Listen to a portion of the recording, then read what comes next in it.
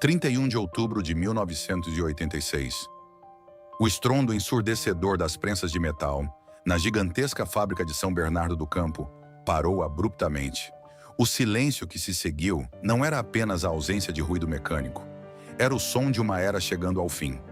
Homens com mãos manchadas de graxa e rostos marcados por anos de trabalho duro choravam em silêncio enquanto o último Fusca daquela linha de montagem rolava para fora. O fim havia chegado. Mas como isso aconteceu? Em seu auge na década de 1970, este pequeno carro com motor traseiro não era apenas um veículo, era uma verdadeira religião. O Fusca dominava impressionantes 70% do mercado automotivo brasileiro. A fábrica funcionava 24 horas por dia, 7 dias por semana, cuspindo milhares de unidades e sustentando uma vasta rede de famílias, desde operários do chão de fábrica até donos de oficinas nas esquinas. Era o sangue de uma nação em desenvolvimento, batendo no ritmo de um motor refrigerado a ar. E então, em um piscar de olhos, tudo desmoronou. De uma máquina de imprimir dinheiro que definia a cultura brasileira, para um modelo obsoleto, sumariamente executado com uma simples assinatura em uma sala de reuniões com ar-condicionado, longe do suor da fábrica. Como um símbolo nacional, um verdadeiro membro de aço, presente na garagem de quase toda a família brasileira, acabou sendo asfixiado pelas próprias mentes corporativas que o criaram. Bem-vindos à verdadeira história do Volkswagen Fusca no Brasil. Uma saga épica de triunfo industrial e uma lição brutal sobre o que acontece quando os números em uma planilha fria decidem o destino da alma de uma nação. O ano é 1953. O Brasil, na época, era um gigante adormecido, uma nação de dimensões continentais, cuja economia ainda pulsava no ritmo lento das fazendas de café e da agricultura de exportação. As estradas, em sua esmagadora maioria, não passavam de cicatrizes de terra batida, rasgando o interior do país. Para a elite brasileira, o automóvel ideal era um símbolo de status importado de Detroit. Banheiras americanas enormes, com motores V8 beberrões e suspensões macias, feitas para deslizar em rodovias pavimentadas que o Brasil simplesmente não possuía. Foi exatamente neste cenário improvável, rústico e carente de infraestrutura básica que uma empresa alemã, ainda se reerguendo das cinzas da Segunda Guerra Mundial, decidiu fazer a maior aposta de sua história. A Volkswagen olhou para o Brasil e não viu apenas poeira e lama. Viu um mercado virgem, sedento por mobilidade.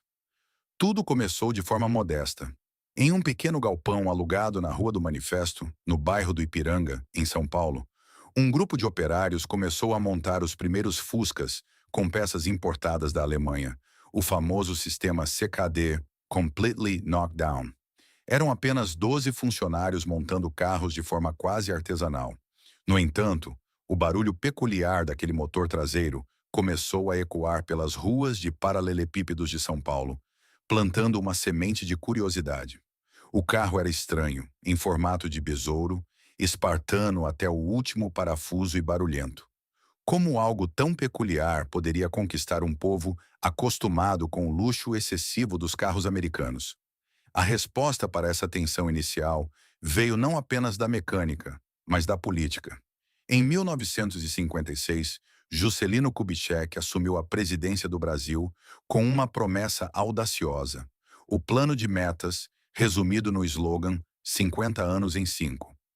JK queria arrancar o Brasil do passado agrário e atirá-lo violentamente na era industrial moderna. Para isso, ele precisava de estradas. E para as estradas, precisava de uma indústria automotiva nacional forte e independente.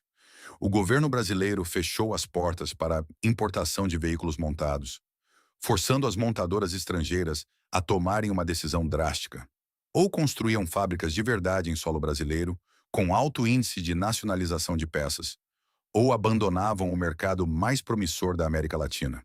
A liderança da Volkswagen, encabeçada por Heinz Nordhoff, na Alemanha, e Friedrich Schulze-Wenck, no Brasil, tomou a decisão que mudaria a geografia industrial do país para sempre. Eles não iriam apenas montar carros, eles iriam construir um império. A região escolhida foi São Bernardo do Campo, uma cidade pacata nos arredores de São Paulo, que em pouco tempo se transformaria no coração pulsante do ABC Paulista, o maior polo industrial da América do Sul. O terreno, comprado de uma antiga fazenda de móveis, era um mar de lama durante as chuvas, mas mês após mês, toneladas de concreto e aço foram erguidas. A construção da fábrica de São Bernardo do Campo foi um esforço titânico, um choque de modernidade brutal contra a paisagem rural. O risco financeiro e estratégico era colossal.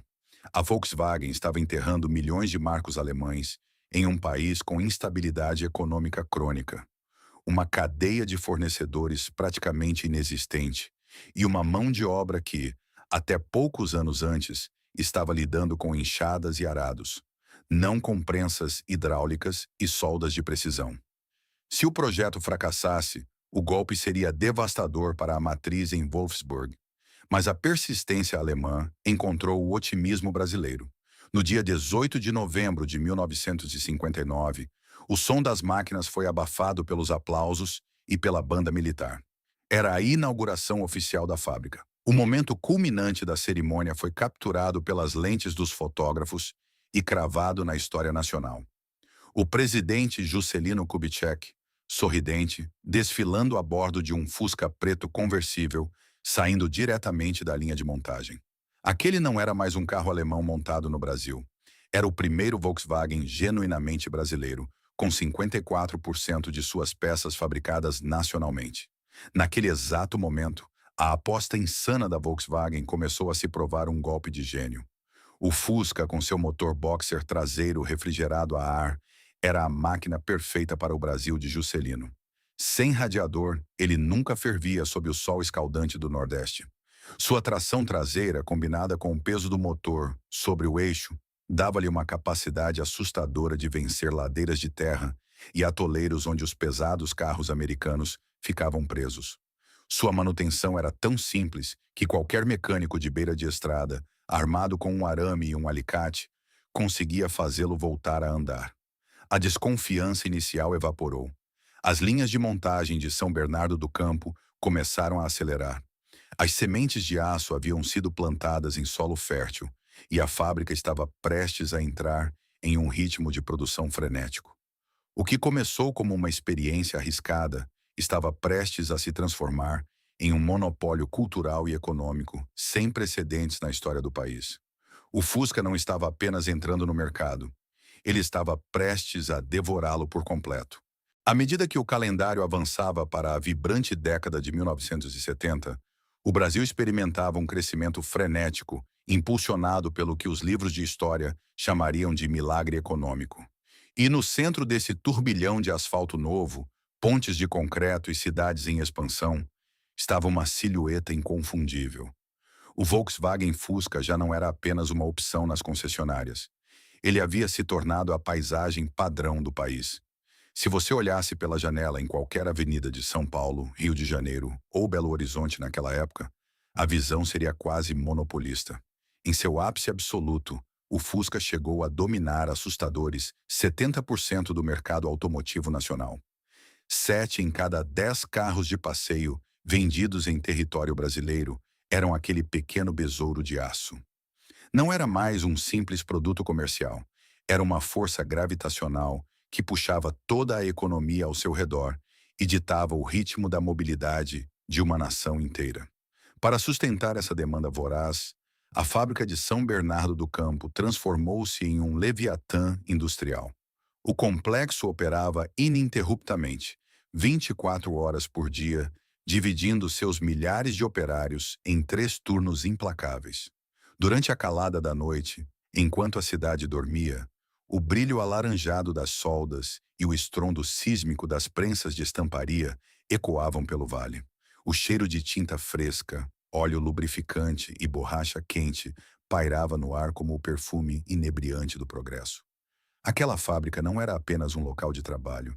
Era uma cidade dentro da cidade, possuindo sua própria frota de ônibus, restaurantes industriais gigantescos e até um hospital próprio. Era um ecossistema autossuficiente que cuspia milhares de veículos todos os dias, com a precisão de um relógio mecânico. O impacto social dessa máquina de produção foi profundo. A Volkswagen ajudou a forjar uma nova classe média no Brasil. Homens que haviam deixado a enxada no interior de Minas Gerais ou no sertão do Nordeste, agora vestiam o macacão azul da montadora, compravam suas casas de alvenaria, colocavam seus filhos em boas escolas e, ironicamente, financiavam seus próprios Fuscas. A linha de montagem era uma esteira rolante de ascensão social. O barulho ensurdecedor da fábrica era para aquelas famílias o som reconfortante da segurança e da estabilidade financeira. Fora dos portões da fábrica, a relação do brasileiro com o carro transcendia a lógica fria do consumo e do marketing. O Fusca tornou-se, literalmente, um membro da família. Ele estava lá na primeira viagem à praia, descendo a Serra do Mar, no caminho urgente para a maternidade no meio da madrugada, no primeiro encontro amoroso sob as estrelas e até nas frotas de táxi e viaturas policiais. Ele era o grande equalizador social do Brasil. Um médico bem-sucedido dirigia um Fusca, o estudante universitário dirigia um Fusca, o operário dirigia um Fusca. Era um carro sem pretensões que não julgava a conta bancária ou o status do seu dono. A genialidade da sua permanência no topo estava, em grande parte, na sua teimosia mecânica. O motor traseiro, refrigerado a ar, tornou-se o coração rústico da nação. Um ecossistema massivo de sobrevivência surgiu ao redor do carro. Em cada esquina do Brasil, de uma metrópole iluminada a um vilarejo perdido na poeira do interior, havia uma pequena oficina capaz de consertar um Fusca. As peças eram tão baratas e abundantes que podiam ser compradas em padarias ou lojas de conveniência. Dizia-se com um fundo de verdade técnica que com um pedaço de arame, um alicate e uma meia calça feminina, para substituir a correia do alternador em emergências, qualquer um conseguiria fazer um Fusca engasgar, tossir e voltar a andar. Ele era inquebrável, amado, barato e onipresente. O império parecia invencível. A conta bancária da Volkswagen transbordava de lucros com margens cada vez mais generosas, pois o projeto do carro já havia se pagado décadas antes na Europa, e o custo de produção no Brasil caía a cada ano devido ao volume brutal em escala. No entanto, é exatamente no cume da montanha que o ar rarefeito costuma turvar a visão. Dentro das salas de reunião, acarpetadas e com ar-condicionado em São Bernardo do Campo, e na matriz em Wolfsburg, na Alemanha, uma perigosa toxina começou a se espalhar sutilmente pelos corredores da diretoria. A complacência. O sucesso absoluto e inquestionável é, muitas vezes, o pior inimigo da inovação. Enquanto os executivos brindavam aos recordes sucessivos de vendas e celebravam a dominação incontestável do mercado brasileiro, uma perigosa cegueira estratégica tomava conta da empresa. A lógica corporativa parecia irrefutável na época. Por que gastar fortunas em pesquisa e desenvolvimento? Por que arriscar milhões para redesenhar linhas de montagem? Por que tentar empurrar novas tecnologias e designs modernos para um público que já comprava avidamente e com filas de espera tudo o que a fábrica conseguia produzir? Em time que está ganhando não se mexe, tornou-se o mantra silencioso e letal da montadora. Mas fora dos muros altos e seguros da Volkswagen, o mundo não estava parado. A crise global do petróleo e o avanço da engenharia começavam a reescrever as regras da indústria automotiva. O conceito de um carro barulhento, com aerodinâmica de tijolo, espaço interno sacrificado e que consumia combustível de forma ineficiente, estava rapidamente com os dias contados. Enquanto a Volkswagen do Brasil abraçava seu troféu de ouro maciço, adormecendo confortavelmente sobre o sucesso das antigas refrigerações a ar, ventos frios de mudança começavam a soprar no horizonte. Concorrentes globais, armados com tecnologias muito mais eficientes, espaçosas e modernas, já estavam ajustando suas miras para o lucrativo mercado brasileiro. O gigante de São Bernardo não sabia, mas sua coroa já começava a enferrujar. O final da década de 1970 trouxe consigo ventos tempestuosos que abalaram as fundações da indústria automotiva global. O mundo inteiro foi sacudido por dois choques brutais do petróleo, em 1973 e 1979. O preço do barril de ouro negro disparou para a estratosfera, forçando governos e corporações a repensarem urgentemente a forma como a humanidade se movia. A era da gasolina barata havia acabado, e a eficiência energética deixou de ser um capricho de engenheiros para se tornar uma questão de sobrevivência financeira para as famílias. No Brasil, os reflexos dessa crise global demoraram um pouco mais para atingir o asfalto com força total, mas quando chegaram, encontraram um mercado maduro para uma revolução. E o império da Volkswagen, construído sobre os pilares sólidos do motor boxer refrigerado a ar, estava prestes a sofrer seu primeiro grande teste de estresse. Enquanto a Volkswagen dormia confortavelmente em seu berço de ouro em São Bernardo do Campo, a concorrência global começava a desembarcar com sede de guerra. O monopólio silencioso estava com os dias contados. Em 1973, a General Motors lançou o Chevrolet Chevette, um projeto moderno derivado da Opel europeia, que trazia linhas retas, um interior muito mais bem acabado e uma dirigibilidade que fazia o Fusca parecer um trator.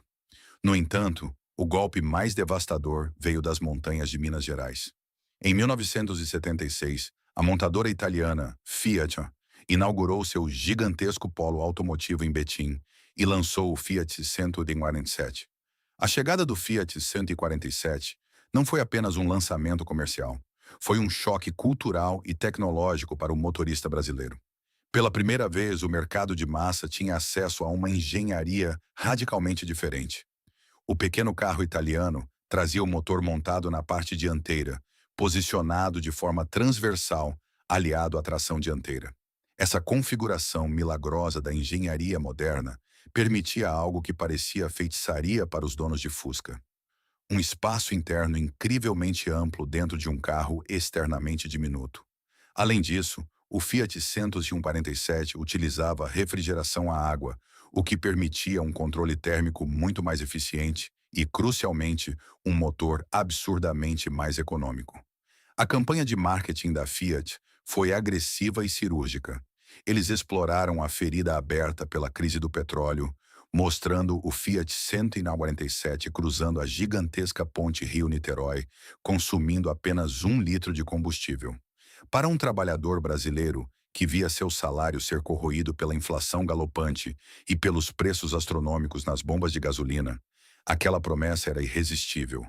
Nas ruas o contraste era brutal. De repente, os consumidores começaram a perceber os defeitos do carro mais amado do país.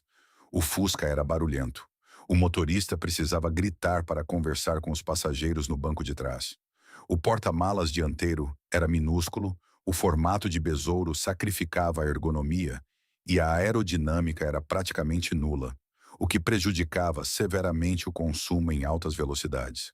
O brasileiro, que durante décadas aceitou a rusticidade espartana do Fusca como um padrão imutável da vida, de repente percebeu que dirigir não precisava ser um exercício de resistência física. A rua começou a mudar de cor e de som. O ronco rústico do arrefecimento a ar começou a dividir espaço com o zumbido agudo e moderno dos motores refrigerados a água. A semente da dúvida havia sido plantada no coração do mercado. Enquanto a revolução da engenharia acontecia no asfalto quente lá fora, o clima nas salas de reunião acarpetadas e blindadas da Volkswagen do Brasil era de uma arrogância quase aristocrática. O gigante estava infectado por uma miopia corporativa clássica. Afinal, por que eles deveriam se preocupar com um carrinho quadrado feito em Minas Gerais ou com os novos modelos da Chevrolet? A Volkswagen ainda era a rainha absoluta, a senhora feudal das estradas brasileiras. A lógica financeira que governava a fábrica de São Bernardo do Campo era sedutora e letal. O projeto do Fusca tinha décadas de idade. O maquinário pesado de estamparia e fundição já havia se pagado dezenas de vezes. O custo de produção de cada unidade nova que saía da linha de montagem era irrisório comparado ao preço de venda. A margem de lucro era uma verdadeira mina de ouro contínua. Para a diretoria técnica e financeira da época, aprovar investimentos bilionários para desenvolver uma plataforma totalmente nova, com motor dianteiro e refrigeração a água, parecia um suicídio contábil. O brasileiro confia na durabilidade do nosso aço, argumentavam os diretores em suas defensivas. Esses carros novos e frágeis não vão aguentar a buraqueira do interior do Brasil.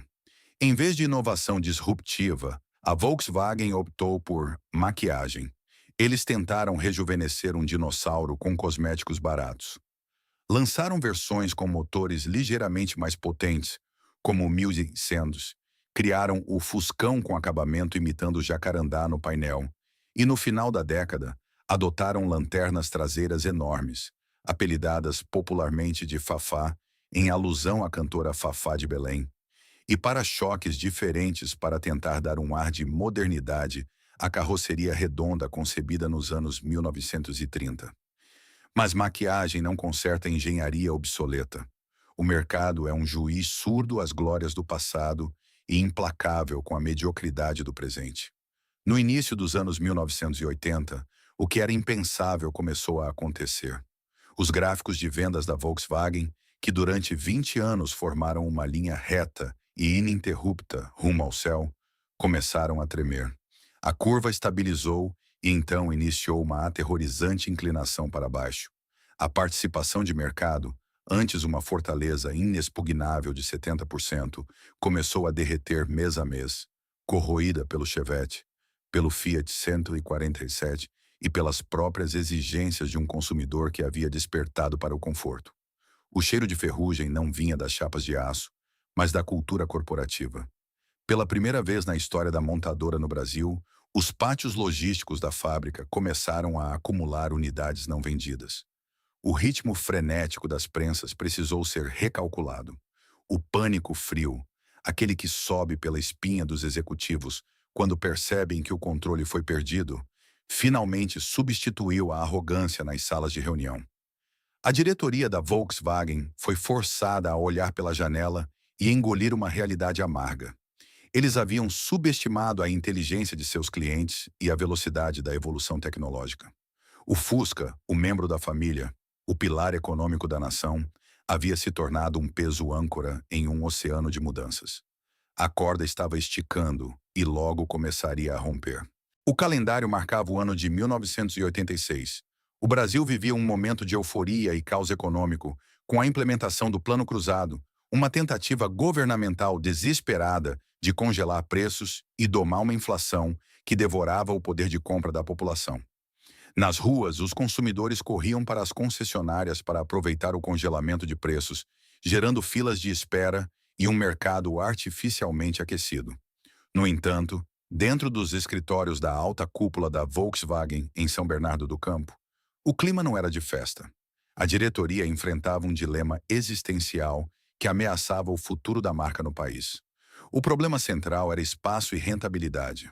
O sucesso estrondoso da nova família de veículos da Volkswagen, conhecida internamente como Projeto BX, que deu origem ao Gol, Voyage, Paraty e Saveiro, havia mudado o jogo.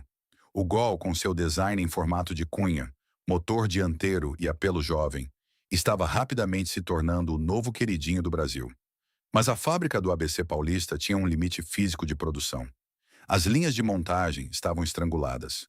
Para produzir mais unidades do moderno e lucrativo Gol, a Volkswagen precisava de espaço físico dentro da fábrica. E quem estava ocupando esse espaço precioso era o velho e teimoso Fusca. A matemática financeira, sempre fria e implacável, começou a desenhar o destino do besouro. Fabricar um Fusca na década de 80 havia se tornado um processo ineficiente. A estamparia de suas curvas exigia prensas antigas e um tempo de ciclo maior. A montagem de sua carroceria arredondada demandava um esforço manual intenso, muito superior ao necessário para montar as linhas retas e modernas do Gol ou do Santana.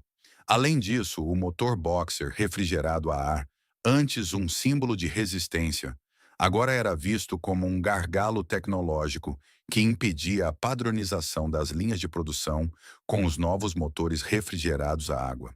Nas salas de reunião acarpetadas, longe do calor das fornalhas e do cheiro de graxa, executivos de terno alinhavam planilhas. Os números não mentiam. A margem de lucro do Fusca estava encolhendo, e seu volume de vendas, embora ainda respeitável, não justificava mais o espaço que ocupava. A decisão precisava ser tomada, mas era como pedir a um pai que desligasse os aparelhos que mantinham o filho vivo. Wolfgang Sauer, o lendário e implacável presidente da Volkswagen do Brasil na época, um homem conhecido por sua visão estratégica, sabia que a emoção não poderia ditar os rumos do negócio. A sentença foi redigida, assinada e selada. O Fusca, o carro que construiu a Volkswagen no Brasil, o veículo que motorizou uma nação, seria executado. A diretoria determinou que o ano de 1986 seria o último. A notícia foi guardada às 7 chaves até o último momento possível, para evitar pânico nas concessionárias e uma revolta interna. Mas o relógio já estava em contagem regressiva. A frieza da decisão corporativa estava prestes a colidir violentamente com a emoção do chão de fábrica. Quando a notícia da interrupção definitiva da linha de montagem do Fusca finalmente desceu dos escritórios refrigerados para os galpões de produção em São Bernardo do Campo, o impacto foi devastador. Não houve uma transição suave. A ordem caiu como uma bigorna sobre os ombros de milhares de operários. Para a diretoria, era o fim de um ciclo de produto. Para os trabalhadores, era a morte de um membro da família. Muitos daqueles homens, agora com cabelos grisalhos e mãos calejadas, haviam começado suas vidas profissionais ali, nos anos 50 e 60, apertando os primeiros parafusos do modelo. Eles haviam comprado suas casas, pago o estudo de seus filhos e construído suas vidas ao redor do ritmo daquela linha de montagem. O Fusca não era apenas metal e borracha, era o espelho da dignidade daquela classe operária. À medida que os últimos meses de 1986 avançavam, um clima de luto pesado tomou conta do complexo industrial. O ritmo frenético das máquinas parecia, pela primeira vez, melancólico. Os operários sabiam que cada chapa de aço estampada, cada motor testado e cada banco instalado era um passo a mais em direção ao fim. Relatos da época descrevem trabalhadores acariciando as carrocerias enquanto as soldavam em um adeus silencioso.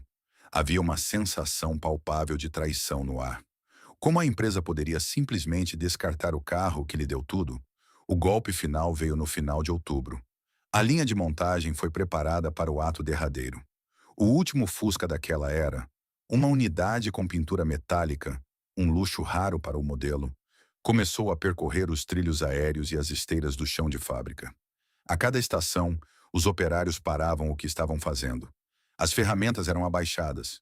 O barulho das parafusadeiras pneumáticas foi gradativamente substituído por um silêncio que a fábrica raramente conhecia. Quando o último modelo recebeu seus pneus, o motor foi acionado pela última vez sob aquele teto como parte da linha regular. O ronco rouco e familiar do motor a ar ecoou pelas paredes de concreto. Homens adultos, endurecidos por décadas de trabalho braçal intenso, não conseguiram segurar as lágrimas. Eles choraram abertamente, encostados nas bancadas de ferramentas, enquanto viam o carro rolar para fora da fábrica, em direção à luz do sol.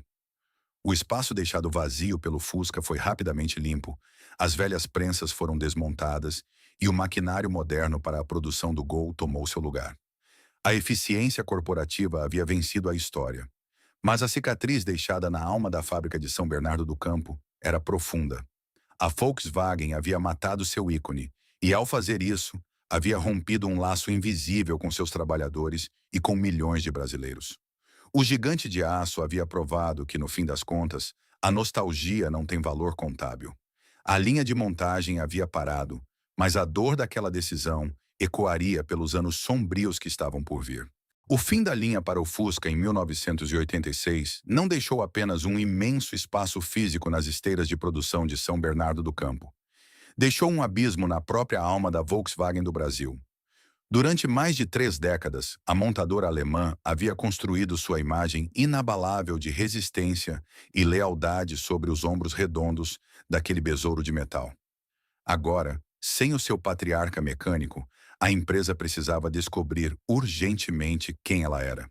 O problema é que essa busca por identidade ocorreu em um dos momentos mais sombrios e caóticos da história econômica brasileira. A transição para a era dos motores refrigerados a água, liderada pela nova família Gol, estava em pleno andamento, mas o asfalto por onde a montadora precisava trafegar estava se desintegrando. O final dos anos 1980 e o início da década de 1990 mergulharam o Brasil em um inferno de hiperinflação. Planos econômicos governamentais falhavam um após o outro. Cruzado, Bresser, Verão, Collor. Os preços nos supermercados e nas concessionárias mudavam diariamente. A inflação ameaçava romper a marca surreal de 80% ao mês. Os custos logísticos e de produção dispararam vertiginosamente, engolindo o caixa das indústrias. E as margens de lucro, que um dia foram o orgulho da matriz em Wolfsburg, começaram a sangrar profusamente. Foi exatamente nesse ambiente de desespero financeiro e instabilidade política quase apocalíptica que a alta cúpula da Volkswagen tomou uma decisão que deixaria o mercado automobilístico sul-americano em estado de choque. Uma decisão que alteraria irreversivelmente o DNA da companhia. Eles decidiram dividir a cama com seu maior inimigo. Em 1987, a Volkswagen e a Ford, duas arquirrivais históricas que passaram as últimas décadas travando uma guerra feroz e sangrenta por cada centímetro de participação de mercado no Brasil e na Argentina, anunciaram uma fusão sem precedentes de suas operações financeiras e de manufatura na região. O projeto colossal foi batizado de Autolatina. A Volkswagen deteria 51% do controle acionário e a Ford ficaria com os 49% restantes. No papel e nas planilhas dos diretores financeiros, a lógica corporativa parecia uma jogada de sobrevivência brilhante. Ao unir forças, as duas gigantes poderiam compartilhar o desenvolvimento de plataformas de veículos, reduzir drasticamente os custos operacionais, unificar o poder de barganha contra fornecedores de peças e criar um escudo financeiro impenetrável contra a hiperinflação. Era, na sua essência, o aperto de mão do desespero. Executivos que meses antes espionavam os lançamentos uns dos outros, agora se viam forçados a sentar nas mesmas mesas de reunião, tentando fundir duas filosofias industriais radicalmente opostas para evitar a falência mútua. Contudo, os engenheiros que desenharam o acordo esqueceram a regra de ouro do comércio automobilístico. Um carro não é feito apenas de chapas de aço otimizadas. Ele é feito de percepção, paixão e fidelidade. E para o leal consumidor brasileiro, a Autolatina não soava como um triunfo gerencial. Soava como uma heresia imperdoável. O verdadeiro impacto sísmico da Autolatina não foi sentido nas salas de diretoria da nova holding, mas sim no chão de fábrica e fatalmente nas ruas.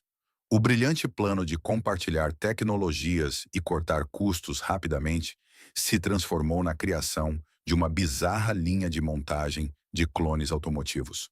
A estratégia das duas empresas resumia-se a uma prática infame: pegar a carroceria de um modelo da Ford, enxertar a mecânica da Volkswagen, ou vice-versa, trocar as grades frontais, colar um logotipo diferente na traseira e tentar convencer o público de que se tratava de um lançamento inédito.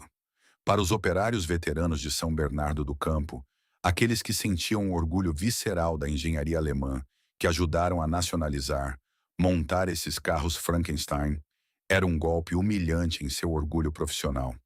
O choque cultural nos bastidores foi brutal. A cultura germânica da Volkswagen, baseada em processos rígidos e durabilidade mecânica extrema, colidiu de frente com a cultura americana da Ford, focada em conforto, design e estrito controle de custos de peças. As reuniões conjuntas de engenharia frequentemente terminavam em gritos, portas batidas e impasses técnicos irresolvíveis. Eles falavam línguas corporativas totalmente incompatíveis. O resultado dessa guerra fria corporativa nas vitrines das concessionárias beirou o ridículo. A Volkswagen lançou o Apollo, que nada mais era do que um Ford Verona, com emblemas diferentes e um câmbio ligeiramente encurtado. A Ford contra-atacou lançando o Versailles, uma cópia mal disfarçada do requintado Volkswagen Santana, e o Royale, uma versão de duas portas da perua Quantum. Mais tarde chegaria o VW Logos e o Pointer, carros desenhados pela Volks, mas construídos sobre o chassi do Ford Escort. O motorista brasileiro não era tolo e percebeu o truque ilusionista quase instantaneamente. A fidelidade cega à marca, que o saudoso Fusca havia construído com tanto suor, graxa e quilômetros rodados em estradas de terra, começou a evaporar como gasolina derramada no asfalto quente. Por que um consumidor fiel pagaria mais caro por um Volkswagen Apollo se poderia caminhar alguns quarteirões e comprar exatamente o mesmo veículo em uma concessionária Ford, que oferecia um financiamento melhor? A Autolatina se transformou no símbolo definitivo da estagnação criativa. Em vez de investir corajosamente em inovações verdadeiras e desenvolver projetos revolucionários que capturassem o coração de um Brasil que começava a abrir seus portos para os carros importados no início dos anos 90, o gigante de duas cabeças desperdiçava tempo e energia discutindo o formato das lanternas para diferenciar carros geneticamente idênticos. O vácuo de identidade estava completo. A fábrica que antes exalava a fumaça da vitória inquestionável, agora cheirava a confusão, transigência e perda de direção.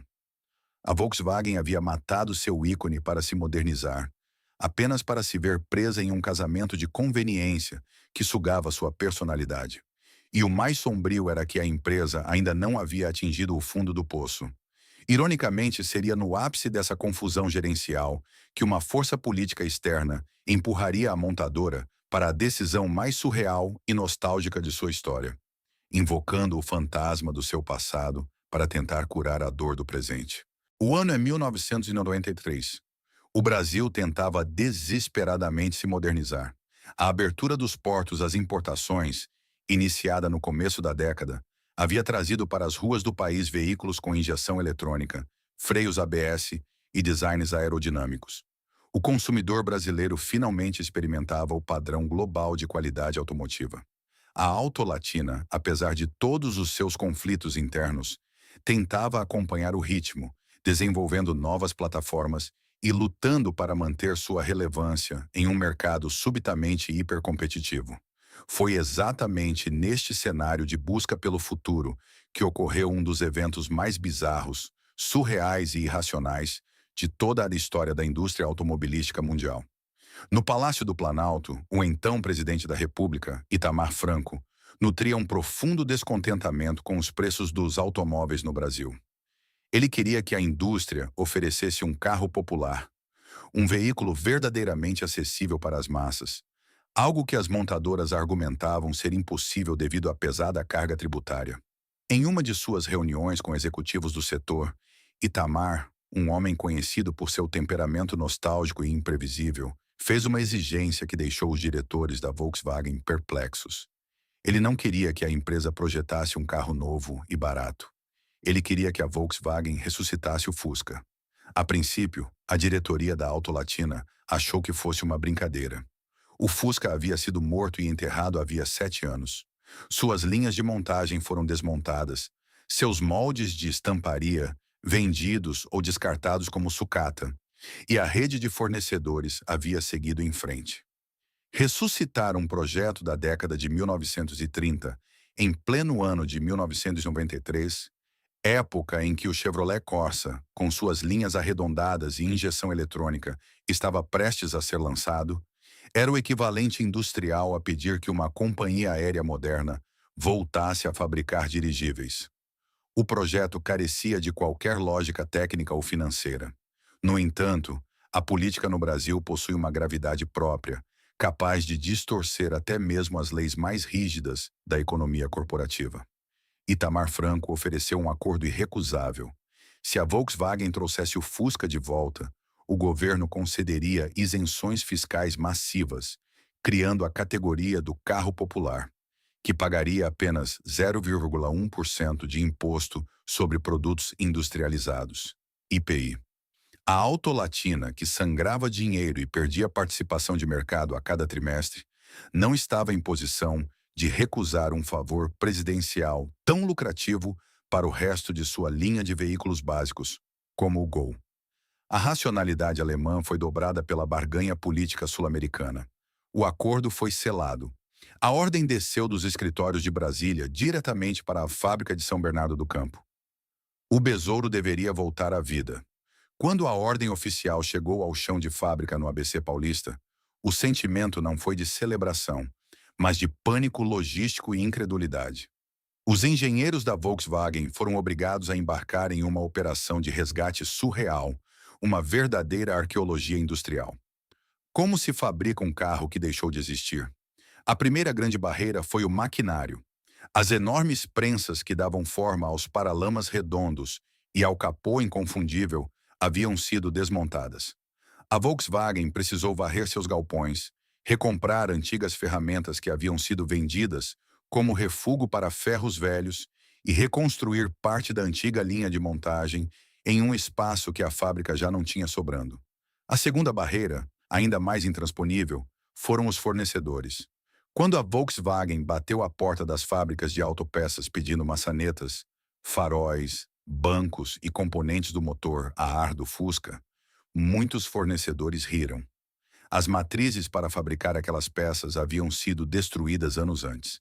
A montadora teve que implorar, financiar e convencer pequenas indústrias a retrocederem no tempo e reiniciarem a produção de tecnologia obsoleta. Apesar de ser o mesmo carro por fora, as leis ambientais e de segurança de 1993 exigiam atualizações. O novo modelo, que seria apelidado popularmente de Fusca Itamar, precisou receber catalisador no escapamento para reduzir a poluição do seu motor pré-histórico, freios a disco na dianteira, cintos de segurança de 3 pontos, um volante moderno espumado e pneus radiais.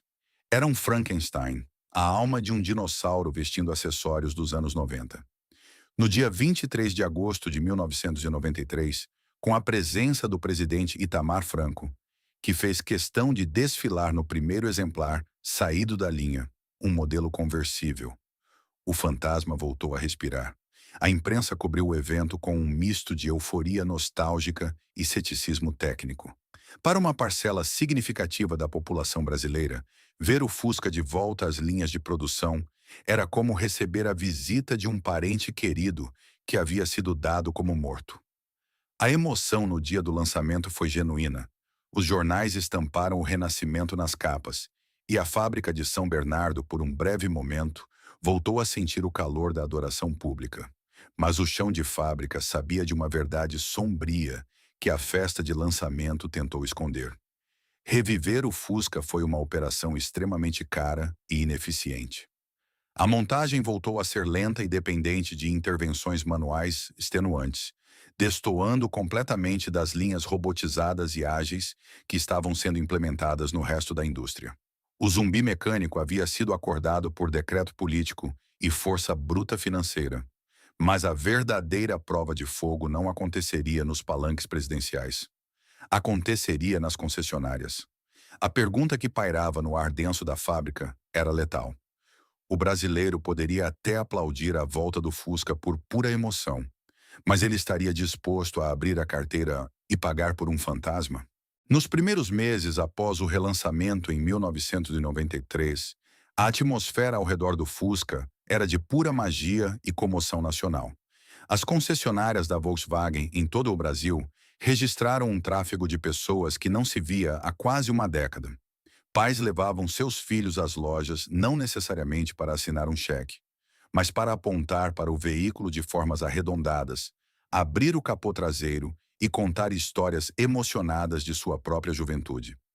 As revistas especializadas dedicavam capas e mais capas ao besouro renascido. A nação parecia ter sido capturada por um feitiço coletivo, inebriada pela ideia romântica de que o passado seguro e familiar poderia ser recuperado intacto. No entanto, o mercado de automóveis é uma arena implacável onde o pragmatismo, invariavelmente, derrota o romantismo. A lua de mel durou pouco. Quando a poeira midiática baixou e as famílias brasileiras precisaram sentar diante da mesa do vendedor para negociar as prestações, a cruel realidade financeira bateu à porta. O Fusca Itamar, apesar de todos os incentivos fiscais mastodônticos concedidos pelo governo, não era um carro tão barato assim na prática. Seu preço de tabela estava perigosamente próximo ao de veículos consideravelmente mais modernos. E foi nesse exato momento de decisão racional, com a caneta na mão e o talão de cheque sobre a mesa, que a ilusão da nostalgia começou a desmoronar peça por peça. O golpe de misericórdia nessa fantasia coletiva veio na forma de uma concorrência devastadora e tecnologicamente superior. No início de 1994, a Chevrolet lançou no mercado brasileiro o Corsa, um projeto europeu recém-saído das pranchetas de design, equipado com injeção eletrônica de combustível, linhas arredondadas em forma de gota que cortavam o vento em silêncio absoluto, e um painel de instrumentos que parecia uma nave espacial se comparado à simplicidade de chapa de aço do Fusca. A Fiat, por sua vez, atacava agressivamente o segmento de entrada com o Uno Mille, um verdadeiro prodígio de aproveitamento de espaço interno. O contraste no trânsito era constrangedor. Por que um trabalhador brasileiro, que finalmente via seu poder de compra ser estabilizado pelo recém-lançado Plano Real em 1994, escolheria pagar o mesmo preço por um carro com uma engenharia essencialmente enraizada na década de 1930? O Fusca renascido exigia que o motorista ainda lidasse com uma embreagem pesada, um volante de aro duro sem qualquer assistência hidráulica, um espaço ínfimo e claustrofóbico no banco traseiro e aquele barulho ensurdecedor do motor refrigerado a ar, que sequer permitia escutar o rádio com clareza em altas rotações. O consumidor brasileiro descobriu da pior forma possível que amava o Fusca em suas memórias, mas exigia o silêncio e o conforto do Corsa em sua garagem. Admirar um ícone em uma exposição de carros antigos é uma experiência prazerosa. Sofrer o desconforto diário no trânsito caótico sob o sol escaldante para mantê-lo vivo é um sacrifício que pouquíssimos estavam dispostos a fazer. Enquanto as vendas definhavam pateticamente nas concessionárias, um pesadelo silencioso consumia as planilhas da fábrica de São Bernardo do Campo. O Fusca Itamar havia se transformado, rapidamente, em um buraco negro financeiro para a Volkswagen. O processo de produção do modelo era um anacronismo insustentável. Ao contrário da nova geração do Gol, o famoso Gol Bolinha, que deslizava por esteiras altamente automatizadas com soldas feitas por braços robóticos precisos, a montagem do Fusca ainda dependia de um exército de operários realizando trabalho braçal intenso e demorado. O tempo necessário para estampar, soldar, alinhar e montar a velha carroceria curva era absurdamente maior do que o de qualquer outro carro moderno. Para piorar o cenário, a cadeia de suprimentos era um desastre logístico crônico. Como o volume de vendas era minúsculo, uma fração irrisória e constrangedora dos números gloriosos da década de 70, as fábricas de autopeças terceirizadas cobravam muito mais caro para produzir lotes pequenos de componentes específicos para um carro que quase ninguém comprava. A economia de escala, que é o motor fundamental que impulsiona a lucratividade de qualquer montadora, simplesmente não existia para o Fusca Itamar. Cada unidade do besouro que saía da linha de montagem representava uma margem de lucro anêmica, beirando frequentemente o prejuízo líquido quando se computava o custo de oportunidade. Na prática corporativa, a linha do Fusca estava roubando um espaço físico e logístico valiosíssimo na fábrica. Espaço este que deveria estar sendo utilizado para produzir mais unidades do Gol, o carro que o Brasil de fato queria comprar massivamente. A equação tornou-se insustentável. Em 1995, o padrinho político e único fiador do projeto, o presidente Itamar Franco, deixou o Palácio do Planalto. Sem a pressão governamental respirando em seu pescoço e com o iminente fim do bizarro casamento da Auto Latina, que seria oficialmente desfeita no ano seguinte, a nova diretoria global da Volkswagen pôde finalmente olhar para o projeto do Fusca com a frieza de um cirurgião analisando um tecido necrosado. Não havia mais espaço para o sentimentalismo em um mercado globalizado. O veículo que um dia fora o coração invencível do Império de Aço no Brasil havia sido reduzido a um peso morto, uma excentricidade caríssima mantida por motivos puramente políticos.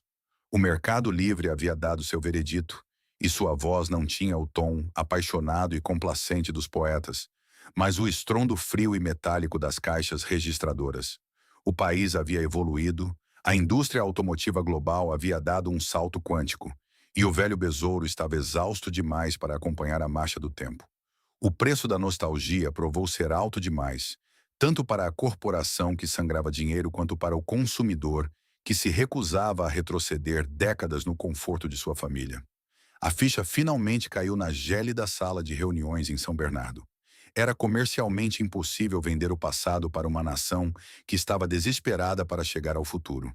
A segunda sentença de morte já estava escrita, e desta vez não haveria milagres ou decretos presidenciais para salvá-lo. O ano de 1996 trouxe consigo uma atmosfera muito diferente daquela euforia patriótica de 3 anos antes.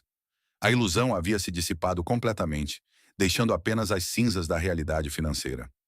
A fábrica de São Bernardo do Campo agora operava sob uma nova lógica globalizada, onde planilhas de eficiência ditavam as regras, e não mais os desejos nostálgicos de políticos em Brasília.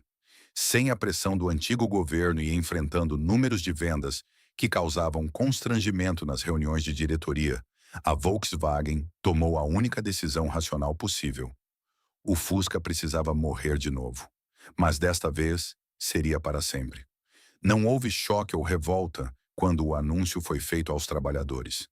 Ao contrário do primeiro encerramento em 1986, que foi recebido com lágrimas abertas e um sentimento de traição profunda, o clima em 1996 era de uma resignação fria e silenciosa. Os operários que ainda montavam as velhas carrocerias arredondadas sabiam, no fundo de suas almas calejadas, que estavam trabalhando em um projeto condenado. Eles viam todos os dias as linhas modernas ao lado, produzindo os novos modelos da marca em um ritmo frenético e altamente automatizado, enquanto a linha do Fusca se arrastava como um relógio antigo perdendo a corda. Para marcar a despedida definitiva e tentar extrair um último suspiro de dignidade e lucro da lenda, a Volkswagen criou a Série Ouro. Tratava-se de um lote final e exclusivo, limitado a apenas 1.500 unidades, que trazia requintes impensáveis para as origens espartanas do modelo. Bancos estofados com o mesmo tecido do esportivo Pointer GTI, faróis de neblina, mostradores com fundo branco e logotipos dourados. Era um traje de gala luxuoso para um funeral anunciado. Essas últimas unidades não eram carros feitos para o trabalhador rodar no dia a dia. Eram peças de museu pré-fabricadas, destinadas a colecionadores que as comprariam para guardá-las em garagens climatizadas. Nas semanas finais de produção, a linha de montagem assumiu um tom quase cerimonial. Cada solda, cada aperto de parafuso, cada motor encaixado na traseira era feito com o peso da história. A lentidão do processo manual permitiu aos trabalhadores um longo e silencioso adeus. Não era mais a morte prematura de um ícone no auge da vida. Era o fim de um gigante industrial em estado terminal, que já não tinha forças para competir no novo mundo das injeções eletrônicas e da aerodinâmica. No dia 28 de junho de 1996, a jornada finalmente terminou. O último Fusca da série Ouro recebeu seus toques finais de inspeção. Desta vez não houve multidões de jornalistas, nem a presença de presidentes desfilando no pátio sob aplausos. Quando a última carroceria rolou para fora da esteira, a chave geral daquela linha de montagem específica foi desligada. As imensas prensas de estamparia que moldaram o perfil das ruas do Brasil por quase 4 décadas exalaram seu último suspiro pneumático e pararam. O silêncio que se abateu sobre aquele setor da fábrica não era de luto rasgado, mas do vazio absoluto. Um capítulo colossal da história industrial da América Latina havia sido fechado a cadeado. No entanto, longe dos holofotes e do romantismo da série Ouro, a segunda morte do Fusca deixou um rastro de destruição financeira imediata para os elos mais frágeis da cadeia produtiva.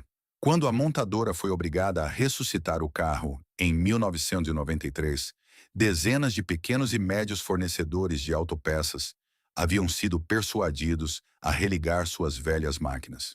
Para atender às exigências de qualidade e aos prazos, muitos desses empresários tomaram empréstimos bancários altíssimos, assumindo dívidas sob a promessa implícita de que o Fusca Itamar teria uma vida longa no mercado. Com o encerramento abrupto do projeto apenas 3 anos depois, o pesadelo econômico se materializou para essas empresas satélites. estoques inteiros de peças específicas do modelo, maçanetas clássicas, faróis redondos, componentes do motor a ar, transformaram-se instantaneamente em sucatas sem valor comercial. Fábricas que haviam atrelado seu fluxo de caixa às encomendas do Besouro viram suas receitas despencarem para zero da noite para o dia. Houve um silencioso efeito dominó de falências e demissões nas pequenas indústrias da região do ABC paulista. O peso daquela decisão corporativa esmagou aqueles que não tinham o escudo protetor de uma matriz na Europa. A poeira finalmente assentou sobre as velhas ferramentas. O espaço ocupado pela lendária linha do Fusca foi rapidamente higienizado, reorganizado e preenchido por robôs de solda e novas esteiras destinadas a veículos modernos. A Volkswagen seguiu em frente, impulsionada pelas leis de um mercado implacável. Mas nas noites mais silenciosas da fábrica, os operários mais antigos sentiam o peso daquela ausência. O monstro de aço havia sido abatido e as luzes se apagaram sobre os motores refrigerados a ar, deixando para trás apenas a fumaça de uma era que o Brasil jamais voltaria a ver. Quando a fumaça das chaminés industriais e o cheiro pungente de solda finalmente se dissiparam sobre a ala mais antiga da fábrica de São Bernardo do Campo, o que restou não foi um cemitério de máquinas, mas um monumento silencioso a uma dura lição corporativa. O espaço físico que antes abrigava o nascimento frenético do Fusca foi engolido pela marcha implacável do progresso. As antigas esteiras rolantes, manchadas de óleo e graxa de décadas de trabalho duro, foram arrancadas do chão de concreto. Em seu lugar, a Volkswagen instalou gaiolas de proteção e braços robóticos de alta precisão, pintados em cores vibrantes, que começaram a se mover em uma coreografia silenciosa, fria e cirúrgica, para montar veículos de nova geração.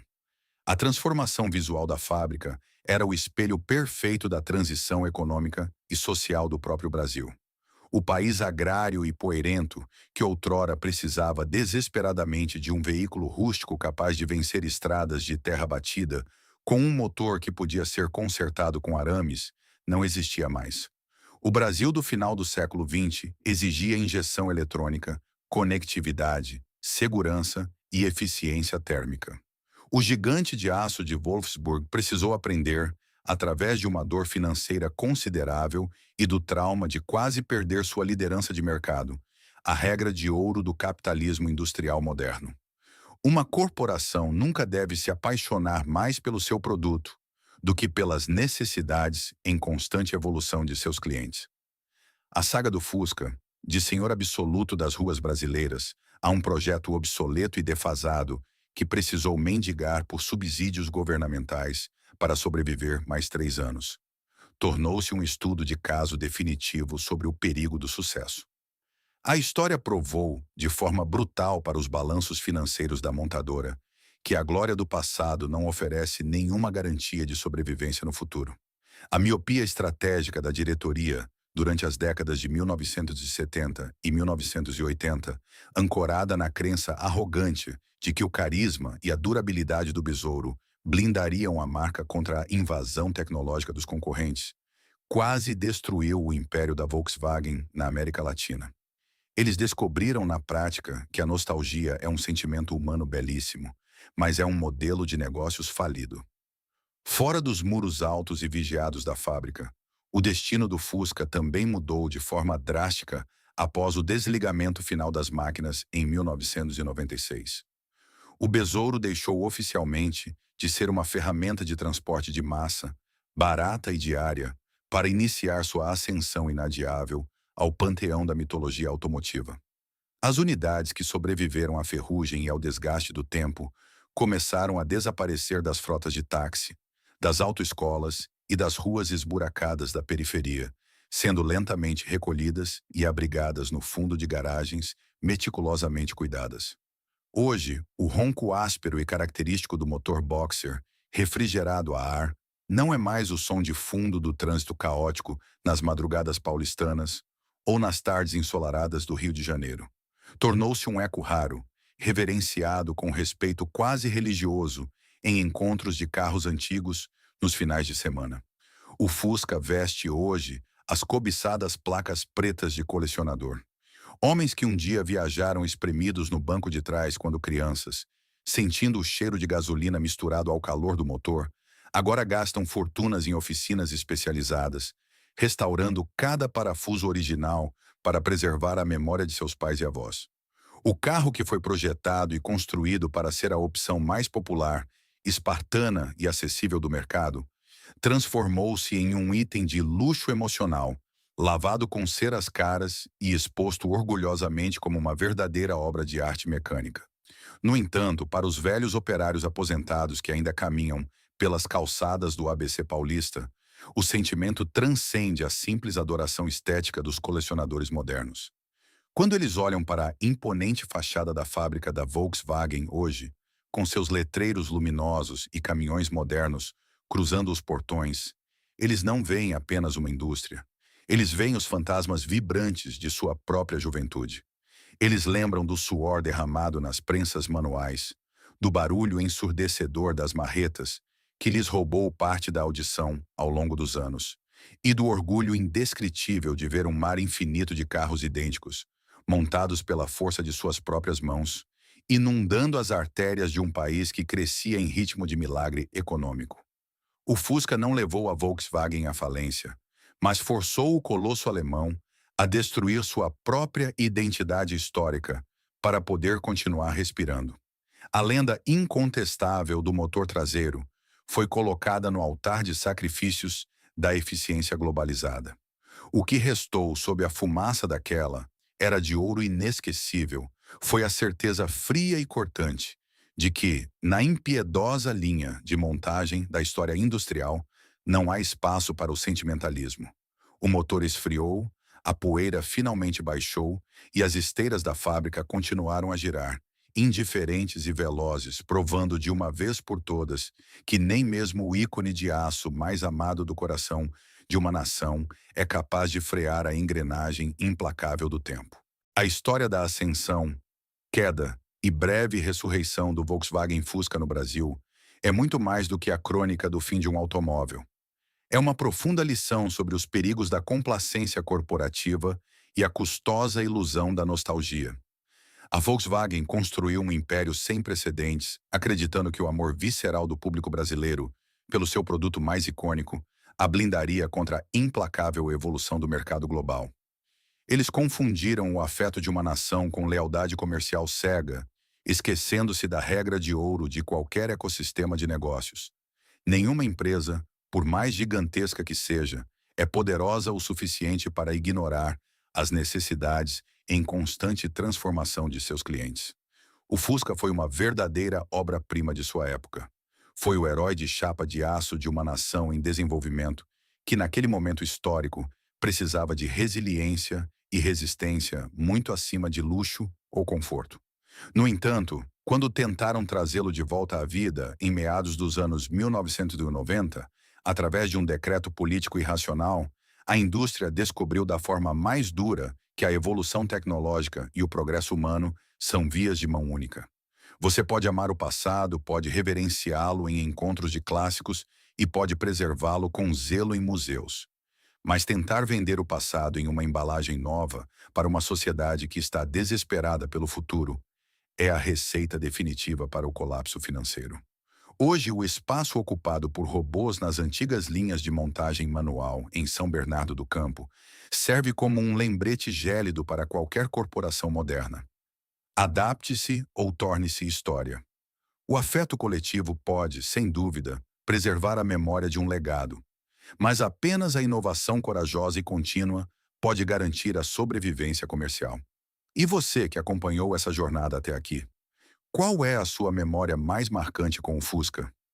Você acredita que o fim deste gigante de aço foi uma decisão corporativa fria ou uma evolução dolorosa, porém inevitável? Deixe sua história e sua opinião aqui nos comentários. Se este documentário trouxe um novo olhar sobre a história e os bastidores da nossa indústria, por favor, inscreva-se no canal.